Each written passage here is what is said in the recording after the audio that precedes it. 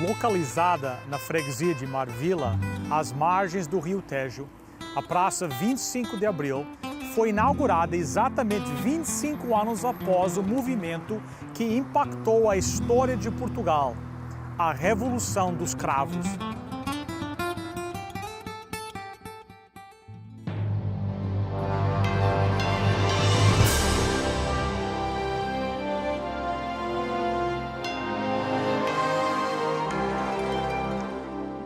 Venceu a prova do tempo.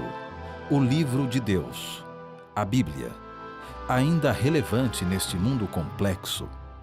Está escrito Canadá, partilhando mensagens de esperança ao redor do mundo.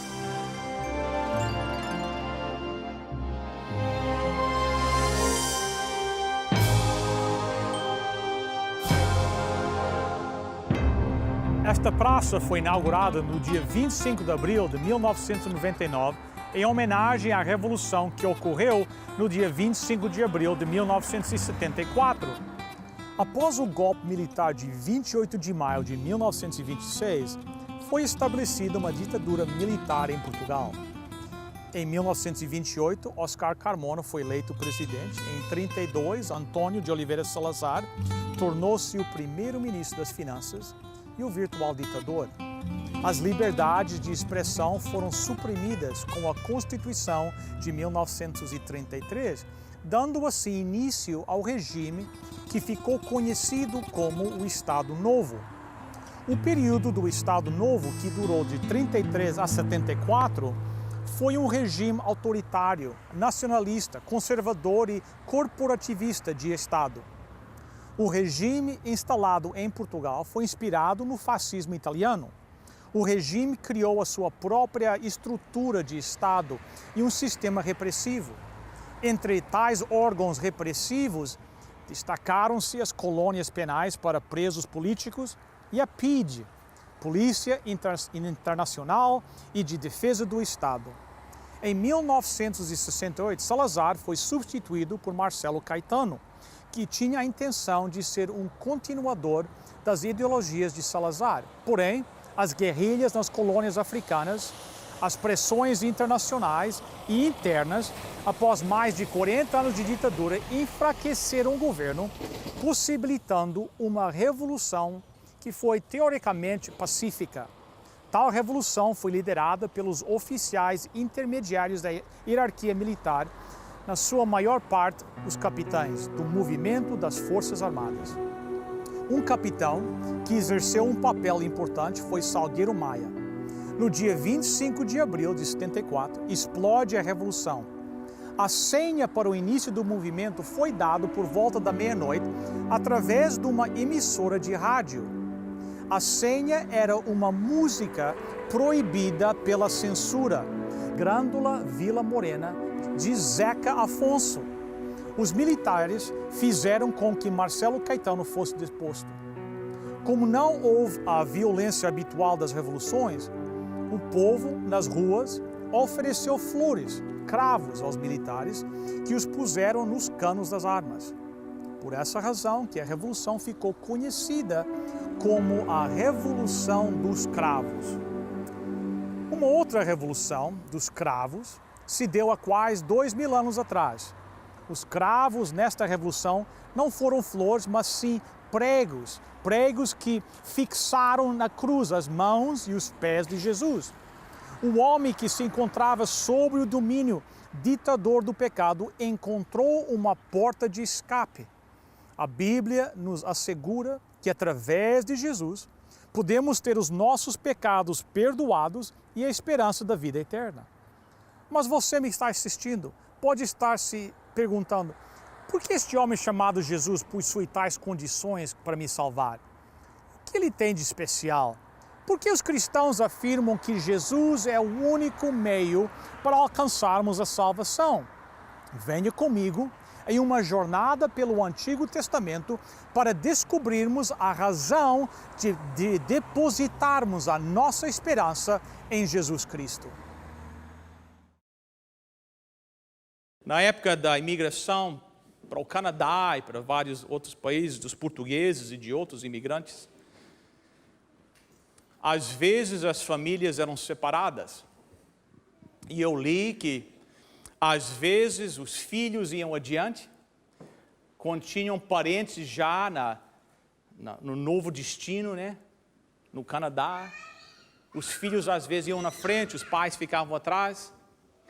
E antes dos filhos embarcarem, a família mandava umas fotografias para os parentes no novo país. E o que é que eles faziam com isso? Eles pegavam essas fotos, eles sabiam o dia que o navio ia chegar. E a história diz que os imigrantes, recebendo os seus parentes, iam para o cais de foto na mão. E a tripulação do navio já sabia disso. Então, quando o navio vinha entrando para o cais, isso eles faziam lá em Halifax, do Canadá, muito. Os oficiais chamavam todas as crianças e colocavam as crianças assim junto ao corrimão do navio. E ao navio entrar assim no porto, se aproximar do cais, lá no cais estavam os parentes com as fotografias nas mãos. Eles olhavam para as fotos, olhavam para as crianças, olhavam para as fotos e diziam: oh, lá está ali, aquele ali, oh, aquele, é aquela. E foi exatamente isso que os primeiros cristãos fizeram.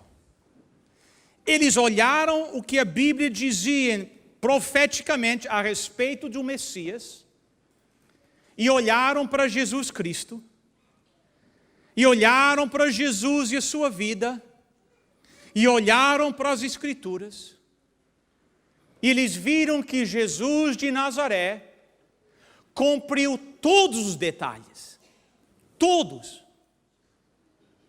do que as profecias bíblicas diziam a respeito do Messias. Quem sabe alguém está pensando, mas como é que você sabe isso?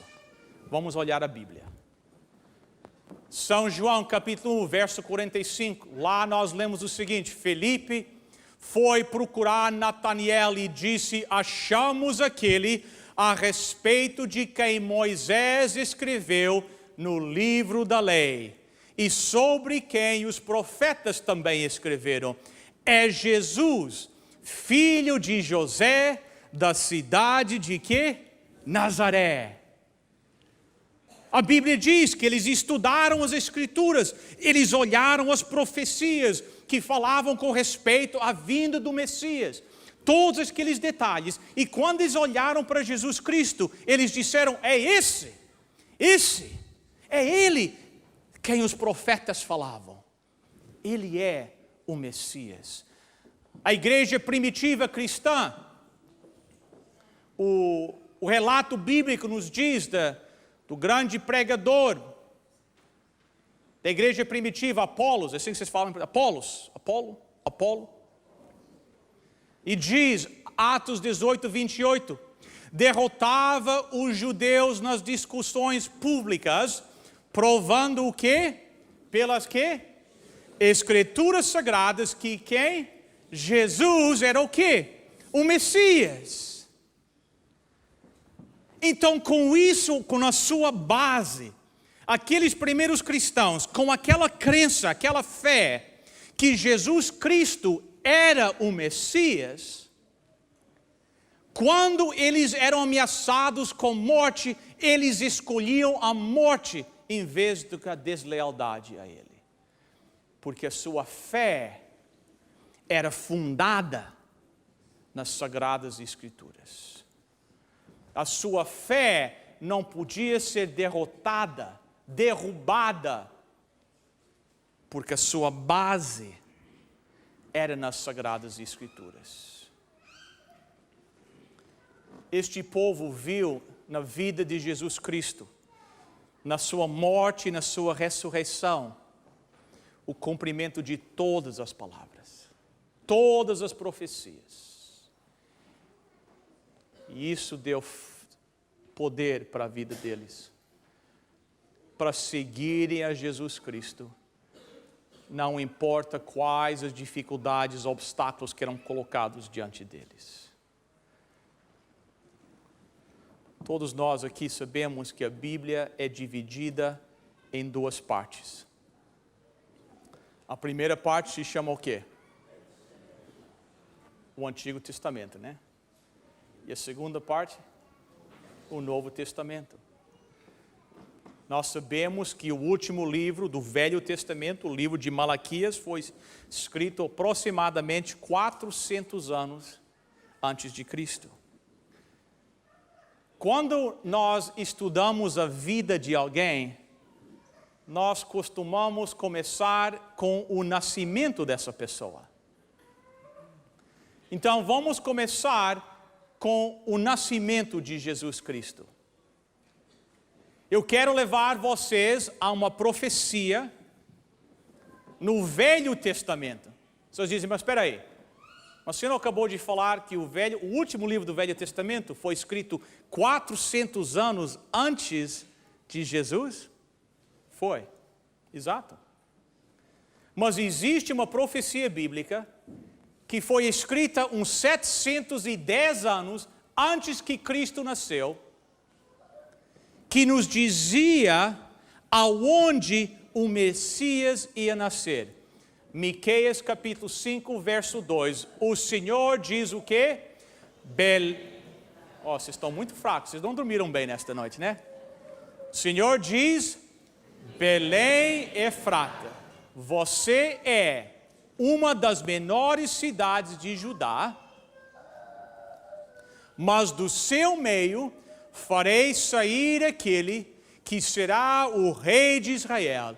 Ele será descendente de uma família que começou em tempos antigos, num passado muito distante.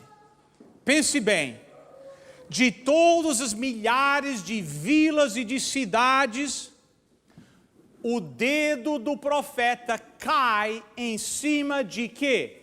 Belém. O Messias, o profeta disse, vai nascer aonde? Em Belém. Então deixa eu ser bem claro para vocês desta manhã. Se Jesus Cristo não tivesse nascido em Belém, eu não seria um seguidor dele.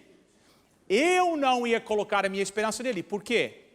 Porque ele seria o homem errado.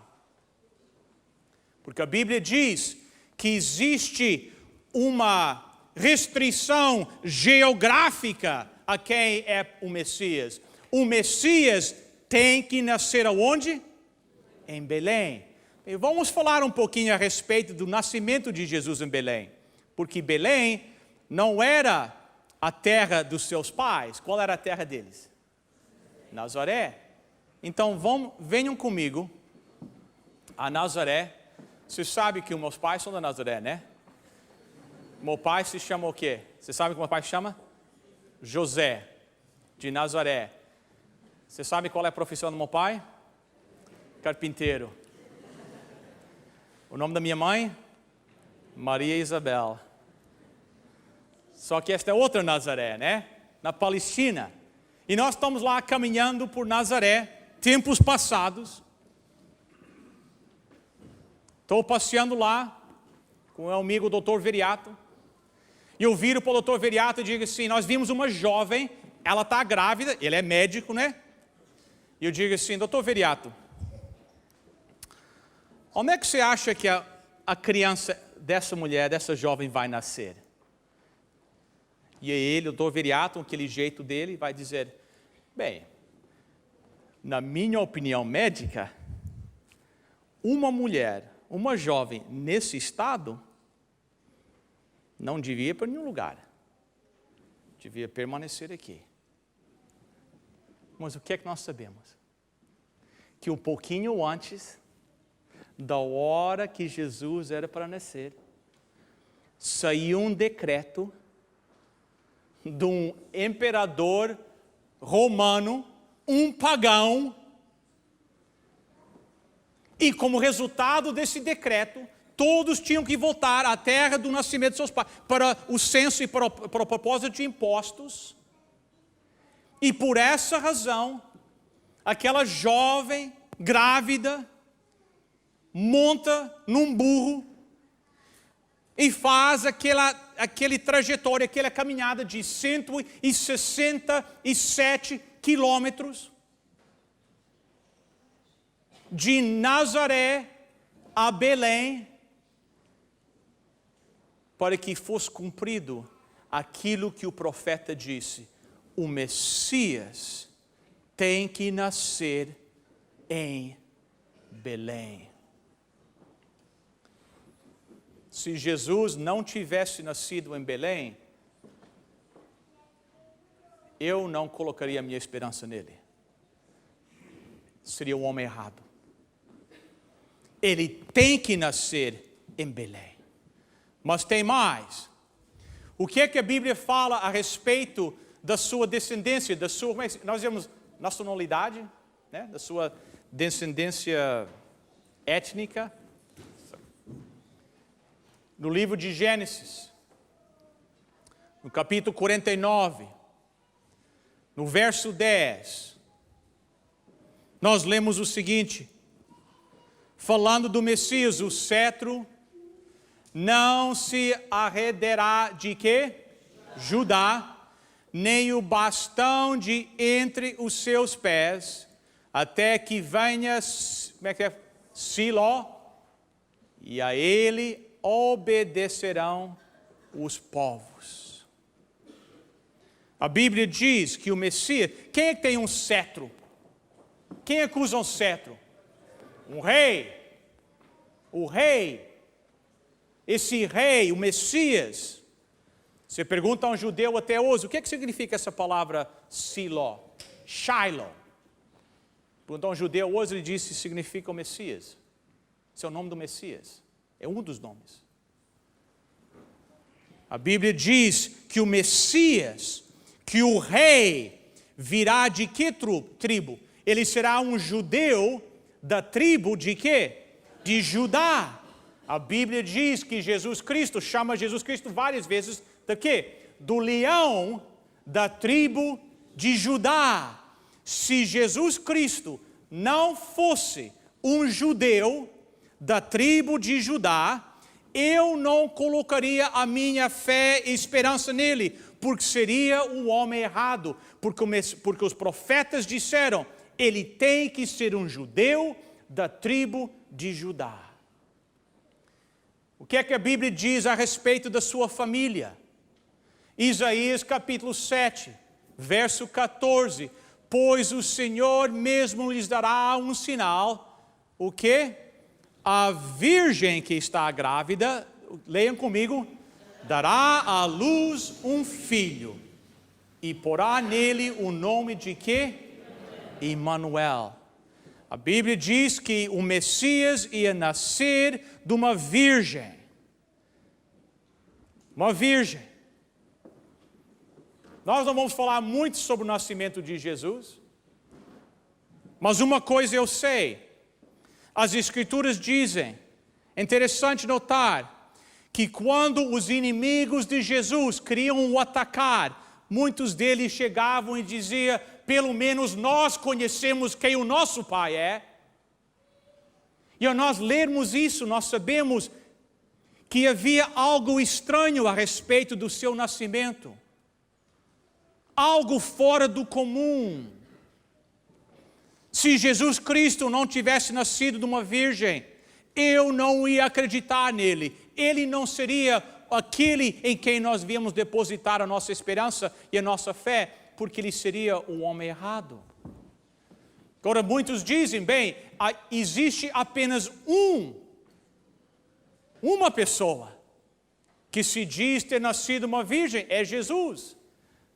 Pode ser, mas tem tantos detalhes mais. Eu quero abrir a Bíblia com vocês agora, quem sabe, um dos capítulos mais interessantes para mim em toda a Bíblia, capítulo 53 de Isaías. Um dia eu pedi a um amigo meu, judeu, que sentasse comigo e lesse o capítulo 53 de Isaías comigo. E ele leu todos os versículos em voz alta. E quando nós chegamos ao final desse capítulo, eu virei para ele e disse: Mark, a quem se refere este capítulo? Ele disse para mim: eu não faço a mínima ideia. Eu lembrei, eu acho que foi Paulo que disse, cegueira, né? Blindness veio sobre Israel. No verso 7 do capítulo 53 de Isaías, nós lemos o seguinte: ele foi oprimido e humilhado, mas o quê? Não abriu a boca. Como cordeiro foi levado ao matadouro, e como ovelha muda perante os seus tosqueadores, ele, o que leem comigo? Ele não abriu a boca. Deixa eu falar para vocês, não tem nada de errado de ler as escrituras em voz alta na igreja. Ok? Não se preocupem. Eu sou um pastor, eu estou dizendo que não tem problema. Vocês podem ler em voz alta. Não se preocupem, não é pecado. Tá bom?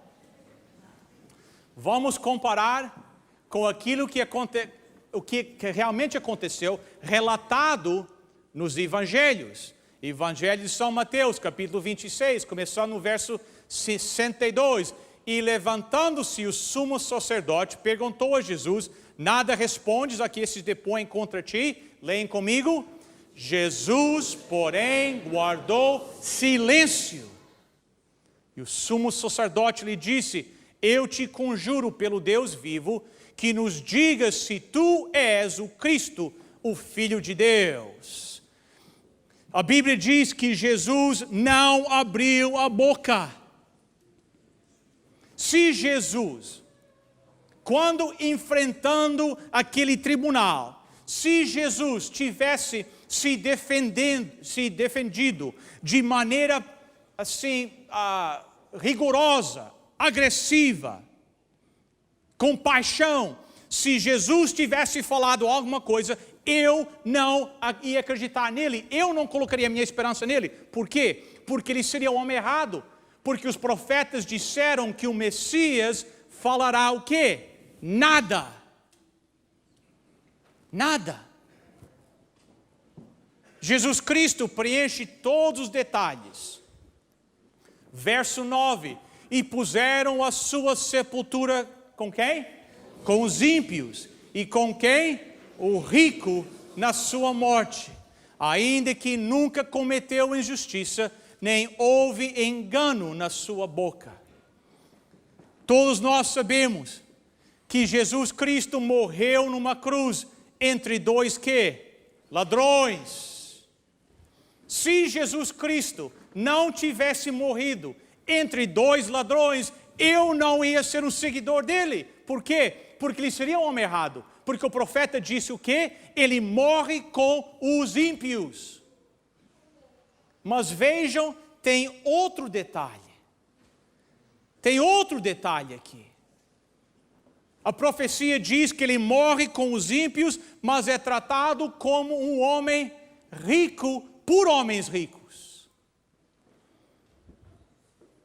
E o relato da Bíblia é bem claro, que assim que Jesus Cristo morreu na cruz, 2 dos 3 homens mais ricos em todo Jerusalém, abertamente se declararam seguidores de Jesus Cristo. Um desses homens, José de, como é que se diz? Arimateia, né? Foi e pegou o corpo de Jesus. Ele chegou ao palácio de Pilatos, bateu na porta, pediu uma audiência com o governador. E ele recebeu. Ele foi dado. Por quê? O que é que fez com que José tivesse acesso ao governador? O que é que foi? Foi o seu dinheiro. Ele era um homem rico. E ele pega o corpo de Jesus. E Jesus é enterrado num túmulo de um homem rico. Como um homem rico. Preenchendo todos os detalhes da profecia bíblica. No próximo programa, apresentaremos a continuação desta palestra que aborda as profecias do Antigo Testamento referentes ao Messias. Enquanto isso, por que não visitar nosso website www.estaescrito.ca? Lá você pode assistir os nossos programas, fazer o seu pedido de oração e até mesmo fazer a sua doação para o nosso ministério. Hoje nós ficamos por aqui, mas não se esqueça, está escrito: nem só de pão viverá o homem, mas de toda a palavra que procede da boca de Deus.